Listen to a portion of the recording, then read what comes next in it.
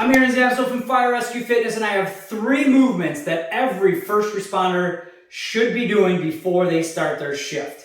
Stay tuned.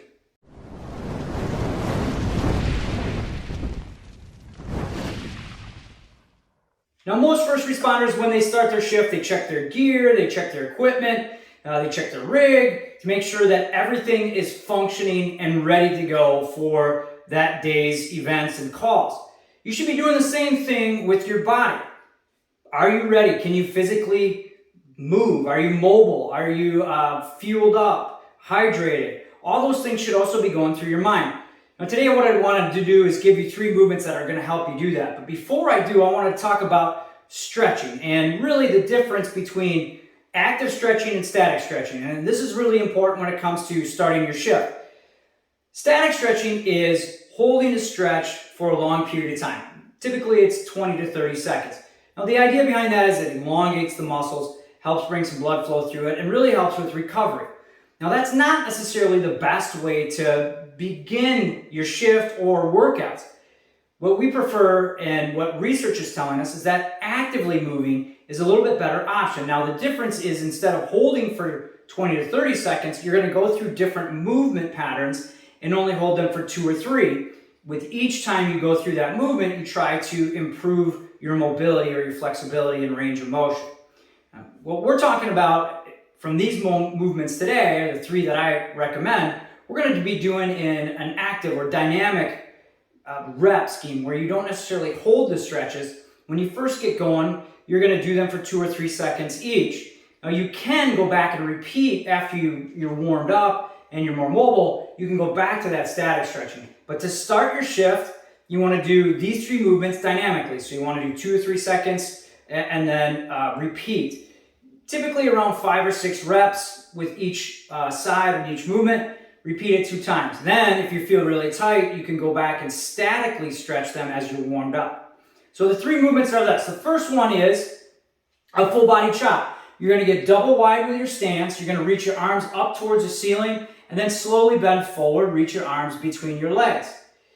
Hold for 2 or 3 seconds and repeat. Each range or each movement or each rep, you try to get a little bit more range, whether that's reaching up a little higher towards the ceiling or reaching down between your legs. You should feel this one in the low back and the hamstrings. This also gets some blood flow and some stretch through your abs and through your upper back. But it's a great kind of full body movement to get the blood flowing and to improve mobility of your backside, your hips, your glutes, and your low back. Now the second exercise is a standing knee hug. One of the things this does is it helps to really recruit some of the muscles of the foot and balance, and it also helps to bring that knee up and free up some mobility in the glutes. And this is important because on most rigs and for most first responders, we're either stepping into a car or stepping up into a rig, and if we're not flexible enough to do that, that movement has to compensate and come from your back. So this is a really great exercise or movement to get started with. You simply just stand straight up, and you're going to bring one knee up, grab it with both hands, and try to pull it as close to your chest as possible. Hold and balance for 2 or 3 seconds, and then switch to the other leg. Now the importance here is to make sure that you bring your knee to your chest, not your chest down to your knee. By keeping you're staying in good posture and bringing that knee up, you're really helping to actually work a lot of those muscles of the upper back too and work the posture muscles. Alternate from side to side. You're going to want to do about 6 reps with each leg. So that's the standing knee hug. You can also make it a little more challenging by doing a little calf raise, and that just works the foot and the muscles of the calf a little bit to help with balance. And then lastly, you're going to do a Spiderman with rotation stretch. And this you're going to need, maybe the backboard of the rig or the bumper of the medic unit or the apparatus that you're on, just some place to put your hands. What you're going to do is step towards the outside of one of your hands. So if it's your left foot, you're going to step towards the outside of your left hand, plant that foot, hold for a couple seconds, and then rotate. Reach your arm up towards the ceiling as high as you can. Hold for 2 or 3 seconds. Come back to the starting position and bring your foot back and go to the other side. You want to do this again, 2 or 3 seconds each side. Alternate side to side, about 6 reps each side. Repeat for 2 circuits.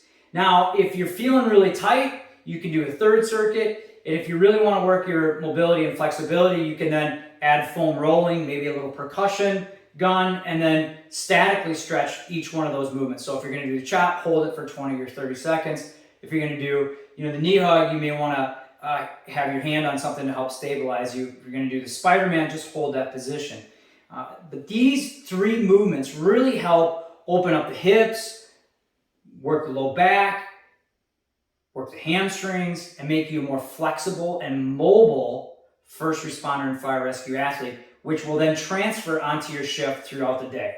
These are also 3 great stretches and movements to use before your workout, which I highly recommend that before every workout, before every training, you're doing some type of active movement to help with mobility. So there you go.